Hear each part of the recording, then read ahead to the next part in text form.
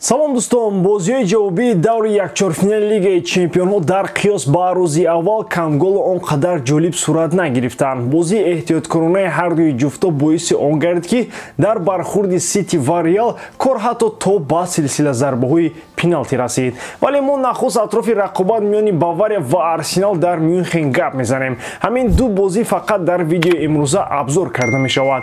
Як лайк қиматбоҳои худро гузареду ба ҳазур тамошо кунед. Дӯстон, футболи бошгоҳӣ дар ҷӯшу хуруш аст ва моро рақобатҳои ҷавобӣ дар Лигаи Аврупо интизор мебошанд. Ливерпул ки шармандавор дар Энфилд мағлуб гардид, акнун кӯшиш мекунад бар зидди Аталанта камбек намояд. Миланро зарур аст ки Ромаро дар Рим мағлуб созад то ба даври дигар гузарад. Вестхэм дар майдони худ қаҳрамони Олмон Байерро пешвоз мегирад, а Марсел бошад рақобат мебандад бо Бенфика. Чӣ гуна сенсатсияҳо моро дастҳо тайёр карданд. Тамошои рақобатҳоро бо сарпарасти видеои мо ширкати 1x бозам ҷолибтар гардонед. Дар он ҷо регистратсияи осон, пур кардани маблағ аз тамоми гӯшаву канори дунё, вале аз ҳам муҳим бонус то ҳаҷми $100 дар аввалин пардохт бо промокоди AMG 0777 ссылкаи бозӣ дар комментарияи ин видео. баъди мусовии 2-2 дар Лондон тақдири рохати даври ниманиҳоӣ бояд ки дар Мюнхен ҳаллу фасл мешуд. Ин бозӣ аз аввал эҳтиёткорона ва бериск оғоз ёфт ва дар давоми рақобат мухлисон шоҳиди бозии кушодна шуданд. Чунин ба назар мерасид ки гӯё тарсу ҳарос дар ин рақобат аз ҳардуи тарафҳо ба чашм мерасад. Арсенал ба қавле аз Бавария тарс дошту Бавария аз сар кардани бозии худ. Мумкин дар сурати сар шудани футболи оддии ҳуҷумкор ва пурфишори мюнхениҳо аксулҳуҷумҳои ногаҳонӣ барояшон дарди сар мешуданд, вале ҳар тавре ки набошад, хислатҳои мизбонӣ ва таҷрибадорӣ дар чунин бозиҳои бузург албатта барои дастаи Тухел афзалият медод. Албатта мотиватсияи ягона баҳри ҷоизагирӣ ва наҷоти мавсим ҳамеша ҳамроҳ бо дастаи номдори Олмон буд. Чӣ тавре мушоҳида шуд, аз рӯи омор ҳам Бавария дар қиёс ба меҳмонон бозии пухта нишон дод, вале ҳар қадар Бавария зарбаҳои зиёд ҳам зада бошад, аз рӯи зарбаҳои дақиқ бачаҳои Артета аз ҳариб ҳеҷ камие надоштанд. Барои зердастони мураббии испанӣ кулли чиз ба хубӣ пеш мерафт, вале дар дақиқаи 66-ум голи Кимих ба қавле ҳамаро ҷазир кард.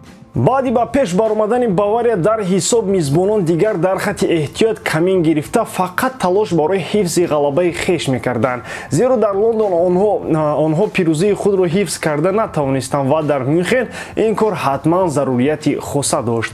Бавария дар бозии ҳаёту мамот ахиран бо баровардани чанд дифогари дигар ба майдон тавонист ба пирӯзии минималӣ бирасад. Хулос ки Баварияи Мюнхен бо голи ягона ба даври дигар рафт ва то ҳол умеди ҷоизагирии Харикен дар дастаи нав ба қавле ҷон дорад. Ҳамин тариқ Бавария панҷумин бор пайҳам дар плей-оффи Лигаи Чемпионҳо Арсеналро шикаст дода, дастаи Артетаро ҷуз муборизаи беамон аст барои қаҳрамонӣ дар Премер-лигаи Англия дигар чорае намондааст. рақобати дигари даври чорякфиналӣ бошад кулли мухлисони дунёиро ба Манчестер бурд. Бархурди ду дастаи беҳтарини олам Манчестер Сити ва Реалро албатта бисёриҳо финали барвақтӣ мегуфтанд. баъди мусовии 3 гол дар Мадрид аз аввал гумон мерафт ки бачаҳои Пеп дигарбора метавонанд тӯбро дар майдони худ нигоҳ доранд, аммо назорати тӯб дар ин рақобат ҳеҷ таъсире надошт. аз сониҳои аввали бозӣ новобаста аз тӯби зиёд дар ихтиёр доштани Сити фишорҳои меҳмонон бештар ба чашм мерасид. Манчестер Сити албатта ки дар замини хеш аз услуби дуюмиаш даст намекашид, вале Реал Мадрид арзанда мубориза бурд. аҷали Сити акнун Родриго шудааст ки бозам дар ин бозӣ гол зад ва ба ғалабаи дастааш замина гузошт. Родриго дар дақиқаи 12-ум аллакай гол зад ва ин 20-умин голи бозингари ҷаҳони бразилӣ дар 49 бозии Лигаи Чемпионҳо буд. баъди голи Реал мизбонон ҷилаву бозиро ба пуррагӣ зери даст гирифтанд. ҳуҷумҳои дуюмии бозингарони Ман Сити ба дараҷаи ҳоли Реалро ба танг овард ки онҳо ба таври кушод автобус монданд. барои дастаи шоҳона бозӣ бо чунин услуб аслан намезебад. сейфҳои Лунин ва кори якҷояи пурсамари дифогарон, махсусан Рудигер, ҳар вақт талошҳои голзании чемпионро ба нокомӣ мебурд. Сити албатта ба шарофати талошҳои дуюмӣ дар ҳуҷум дар дақиқаи 76-ум ҳисобро баробар кард. бозам Кевин Де Брюйне барои дастааш кори муҳимро кард. Холанд бошад чун пештара дар бозиҳои муҳим гум мешавад. дар идома албатта ҳарчанд шогирдони Гвардиола Реалро дар нимаи майдонашон нафасгир ҳам карданд, вале дастаи шона то ба охир гол сар надод. Баъди ним соати ҷонканиҳои Реал дар хатти дифоъ ва 33 зарбаи сити ҷониби дарвоза кор то ба силсила зарбаҳои пеналти расид. Инҷо албатта гапи Андре Лунин буд ки аз 5 то 2 таашро баргардонд ва ҳамин тавр дастаашро ба нимфинал бурд.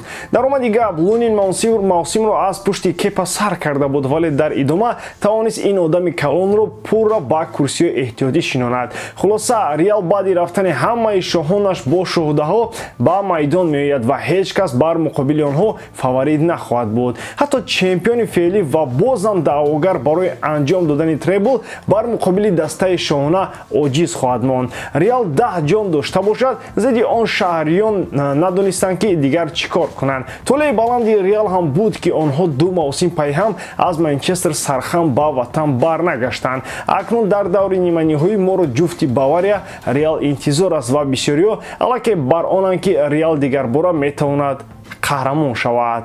ба ҳамин тамом бориданам ки иҷодкории ман ба шумо писанд меояд. Лайк, комментария ва дар канал обуна шуданро аз ёд набароред. Бо шумо мисли ҳар вақта Муҳаммад Гайров. Хай бародарон, дар паноҳи Аллоҳ.